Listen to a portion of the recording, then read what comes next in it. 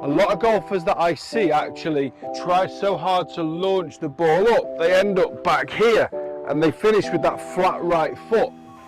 Bear with me guys, in this video today we're going to be talking all about weight distribution between the difference between your driver and your irons, particularly when you're teeing off. Now, as you can see, I'm taking my shoes off for this one, but they will be going back on very, very soon.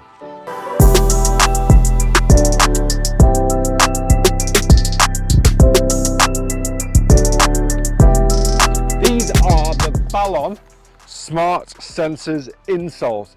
This will blow your mind because right now you can see exactly where my body weight is in my feet, and that's what we're going to be talking about in today's video. Okay, so there's a clear difference between the setup of a driver and the iron. As you can see, in terms of weight distribution, I am much more lead side orientated when setting up, because the kind of the main premise of hitting this shot is getting the quality of ball striking, getting the angle of attack down into the golf ball with force and then rotation. And I actually use a bit of a setup feature that I do here.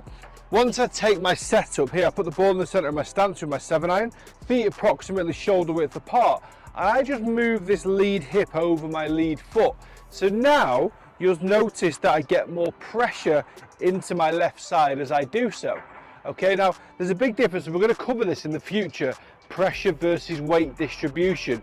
Pressure's more down, weight distribution's more across. So as I set up here, I feel like I'm kind of pushing more down into my lead side, and now I have more weight on my left side.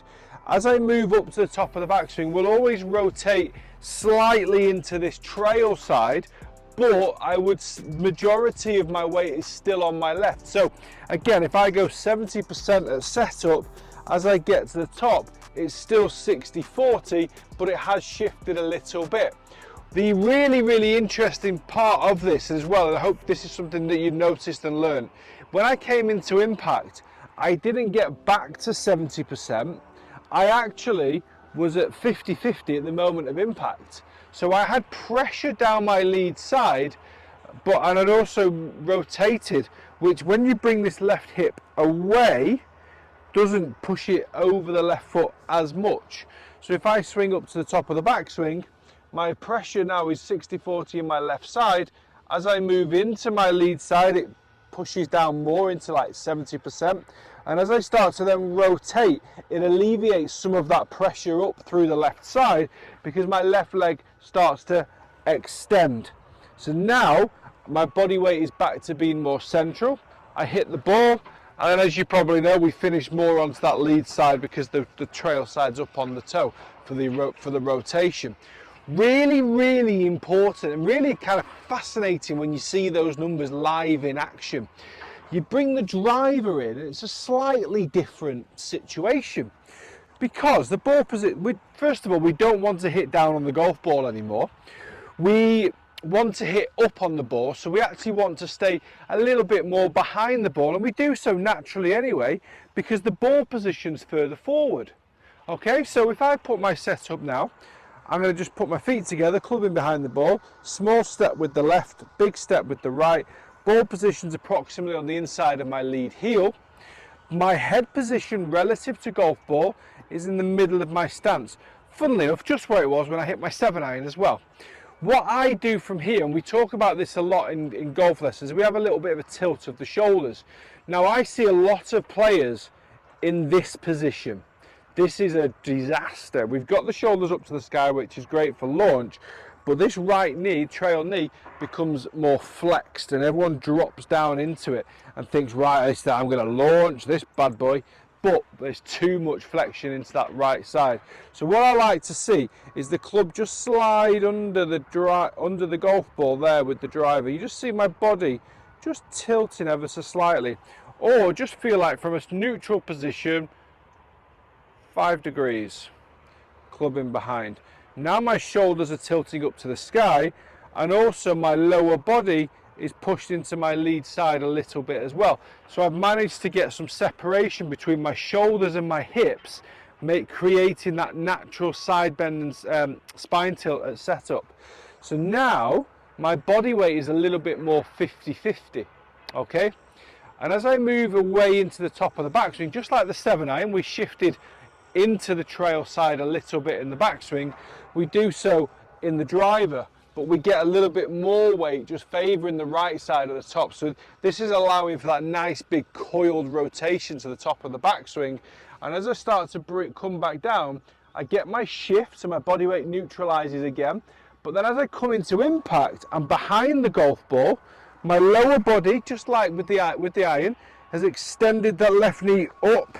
My left hip has turned, and now my body weight, if anything, is slightly down here. But my lower body is actually over my lead side. So I've created great rotation, really nice extension up through the lead side, whilst maintaining the spine tilt that I had at the start, maybe even slightly increasing it, so I get that high launch, and then from that position I rotate up and through the golf shot. So we're always looking at keeping the spine and the head to the right side of the golf ball, and all of this kind of is helped, and it started with the right setup position. So I would look to try and get that little bit of spine tilt, and when you do that, try and be aware of your feet. So set up 50-50 spine tilt. I straight away just feel it down the inside of my right thigh. So now I've got a little bit more weight on the inside of my right foot. So I'm just ever so slightly favouring this side. Worst case, it's 50-50. Or I've seen players, and I've done this myself, still favour this left side.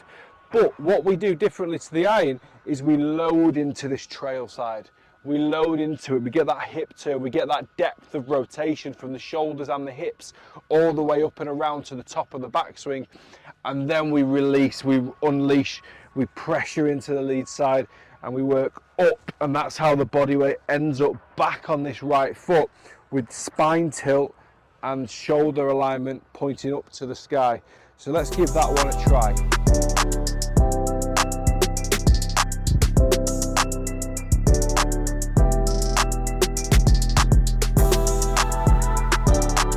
Okay, so what's fascinating about the numbers here is that I still start, this is my golf swing, I start still ever so slightly on that lead side, even though I felt like then, even for the purpose of the video, I felt like I was really on my right side, so I was a touch on my left. But what I did, as I got to the top of the backswing, about the midway point, I loaded into my trail side, and as I got to the top of the backswing, it evened itself out, because as I got a little bit more shoulder turn, the club travelled further, my pressure just evened itself out. Then into that transition, as I made the transition, I was more around my trail side, my right leg, as my left leg started to extend up nice and early. And then from here, as I come into impact, I'm just left side. So I've used that coil, I've used that rotation, I've created a big coil, loads of power, loads of extension up through that right side. Now I've got myself into a position where I'm pushing through impact. I'm getting my weight just moving through the left side through impact. I'm like 55% on my left side, so it's very close to 50-50. Okay, and I work up. Where the difference in the iron, I was more on my left side throughout the swing, neutralized it, loaded it, neutralized it, loaded it. Where driver, I'm like, I'm just about left side.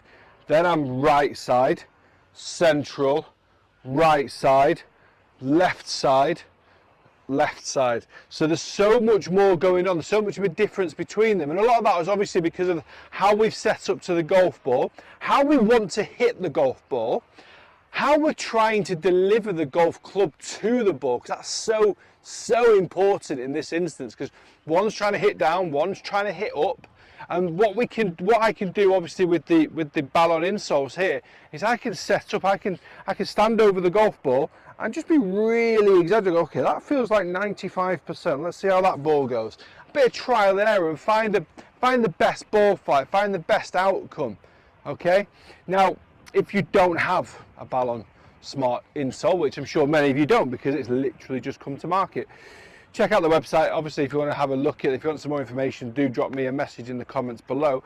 But if you don't have one, then at least you can try and start to feel in your feet what happens when you start to tilt the spine away from the target. And don't be afraid to exaggerate it for the purpose of practice. Just go there, right, loaded at that side.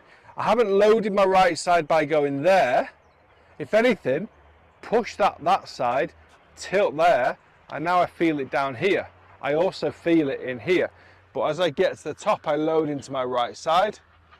I stay in my right side, I neutralize it, and then we're up into the follow through position. A lot of golfers that I see actually try so hard to launch the ball up, they end up back here and they finish with that flat right foot.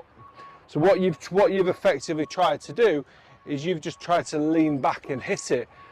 I still want to get that movement of the lower body into the target line, so into that left side, turn for power, extend for more power, but that turn and extension with your head behind the ball creates that spine tilt that gives us that beautiful launch, which obviously keeps the ball in the air for longer and sends it 250 plus, 300, 350, whatever it is, whatever your swing speed is. So I hope this video has been of help. Hope you've just been able to see the data. And this video is not about saying, right, you need to go out, everyone needs to go out and buy a BAL.ON now, because that's not the premise of the video. A lot of golfers learn differently, so some will love seeing the heat map, some will love seeing the numbers, or maybe all of you will. You all should do, because it's a really cool graphic. But you can learn a lot more as well from the visual and the understanding of it when you're seeing data, numbers, and obviously in this case a heat map. So I hope the video has helped. If you've got any questions at all, please drop them down in the comments section below.